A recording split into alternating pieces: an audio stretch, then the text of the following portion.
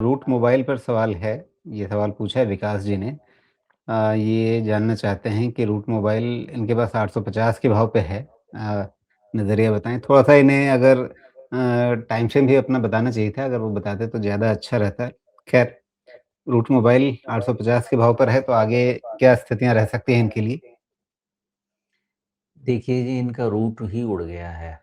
Root उड़ जाने का मतलब ये है कि इनका आईपीओ टाइम का भी लो उड़ गया है। तो चुपचाप उसको रिस्पेक्ट कीजिए और इस पे ज़्यादा दिमाग मत लगाइए। मैं सिर्फ़ इतना ही जो सामने दिख रहा है वही समझा सकता हूँ। बाकी मैं कंपनी उतना क्लोज़ली ट्रैक नहीं करता, ना इसके बारे में मैं बहुत ज़्यादा आगे डील भी नहीं करना चाहता, बिकॉज़ मैंने यही देखा था कि अगर एक बार इतना ऑल टाइम लो ब्रेक हो रहा है, तो फिर उसको रिस्पेक्ट कीजिए और चुपचाप अलग रहिए। अब इसका बिज़नेस ग्रोथ पे क्या असर है, वो देखना ज़रूरी है। तो अब आप देखिएगा, यही सब कहते हैं ना कि पता नहीं क्यों लोग ऐसा करते हैं, प्रमोटर लोग। आप देखिए ये किस वैल्यूएशन तक गया था, 130 के प्राइस अर्निंग मल्टीपल पे गया था और ये कब गया था? 2021 के फ़रवरी में।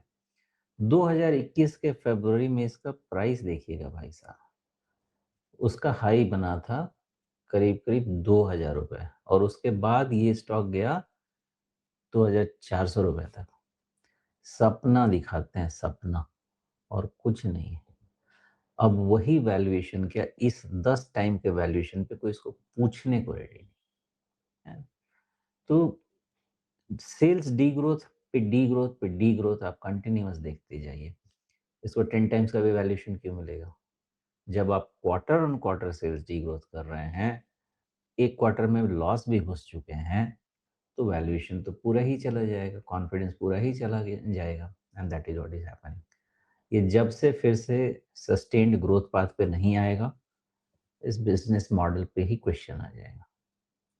तो पहले इसको क्वार्टरली रिजल्ट में सस्टेन्ड ग्रोथ पाथ पे आने दीजिए, फिर आपको 20 नहीं 50% ऊपर खरीदिए, no problem. But at this juncture जिस तरह से इनके बिज़नेस का डी-ग्रोथ है, it is putting question mark. जी। लेकिन ये जो भी डिग्रोथ हमें दिख रहा है सोमेश, ये पिछले कुछ तिमाहियों में है। यानी अगर आप दिसंबर 2024 वाली तिमाही लें, वहाँ तक तो मामला ठीक चल रहा था। उसके बाद से आप देख रहे हैं कि गाय उल्टी दिखने लगी है। सेल्स घट रहा है और साथ में अगर आप हालाँकि मार्जिन इंटैक्ट है, लेकिन दूसरी तरफ अगर आप मुनाफ़े के आंकड़े पे देखें तो बीच में सितंबर तिमाही में इन्होंने घाटा भी उठाया था, लेकिन दिसंबर तिमाही में वापस ये प्रॉफ़िट वाले रास्ते पे आए थे। सितंबर तिमाही का घाटा जो है उसमें एक बार का other income one time item को ही लग रहा है, जो 109 करोड़ रुपए का उनको अदर इनकम में नेगेटिव आंकड़ा है। तो ये ये भी तो हो सकता है कि ये तात्कालिक रूप से एक टेम्परेरी आप कहीं पे थोड़ा-सा अटके हैं। उससे पहले अगर आप दिसंबर से पहले के पूरे चार्ट को देखें, सेल्स चार्ट को, तो कोई ऐसा नहीं लगता कि ये बहुत अटके हुए थे? जबकि इस शेयर में जो गिरावट आनी शुरू हो गई है, वो तो आपकी गिरावट चल रही है आपकी पिछले साल जुलाई-सितंबर से ही। आज की तारीख में तो क्लाउड बिज़नेस ही क्वेश्चनेबल हो गया ना राजीव जी, कि ये कितना सस्टेनेबल है। तो अभी तो इनका business model is under question कि अगर एआई आता है, तो उसके बाद इस तरह के बिज़नेस मॉडल पे ही क्वेश्चन है। तो जब बिज़नेस मॉडल पे क्वेश्चन होता है, तो उस केस में एनी वैल्यूएशन जब तक आप परफॉर्मेंस नहीं दिखाएँगे, हम वैल्यूएशन क्यों देंगे आपको? और करंट डी-ग्रोथ दिख रहा है ना, और उससे अच्छी चीज़ आप देखिए इसकी ईयरली डेटा में इसका जवाब है। ईयरली डेटा जब आप देखेंगे तो ये भाई साहब कभी 45%, कभी 80% का ग्रोथ दिखाते थे और जब हो गया लिस्टिंग, तो फिर आपको ये ग्रोथ दिखाते हैं और उसके बाद से आपको डी-ग्रोथ मतलब रेट ऑफ ग्रोथ ड्रास्टिकली नीचे आ रहा है। तो जो आपका रेट ऑफ ग्रोथ 70%, 80%, 50% होता था, अब आपका ग्रोथ हो रहा है 12%, 10% और अब नेगेटिव जा रहा है क्वार्टर ऑन क्वार्टर।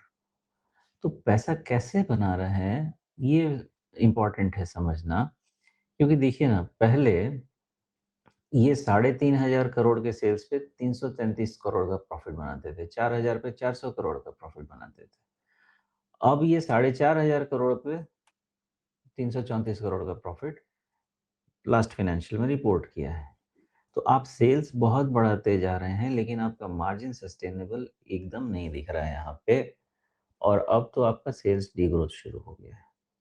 तो प्रॉफिट नहीं बन रहा है ना उस रेशियो में, तो वैल्यूएशन का करेक्शन होना बहुत ज़रूरी था। लेकिन आज के तारीख में मुझे लग रहा है बिजनेस मॉडल पे ही कॉन्फिडेंस नहीं है क्लाउड पे।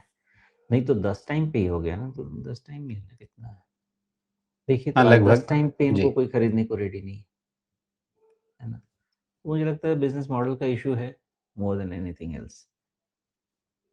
जी। तो एक्सट्रीम पेसिमिज़्म है और कई बार हमें दिखता है रमेश कि जब बहुत ज़्यादा निराशा कहीं पर होती है, वहीं पे नए अवसर दिखते हैं। वैसा कुछ होने की संभावना बनती है क्या? हो सकता है, नहीं का उसमें नहीं है, लेकिन सवाल है कि जो बिजनेस पे क्वेश्चन है, उसमें हाथ क्यों लगाना चाहिए? तो इसलिए जी। इसमें आपको अवसर ढूँढना भी है, तो स्ट्रैटेजिक मत ढूँढिएगा। जिस दिन रिवर्सल आएगा, स्टॉप लॉस लीजिए, काम कीजिए, पैसा बना, ठीक-ठाक, नहीं तो टाटा।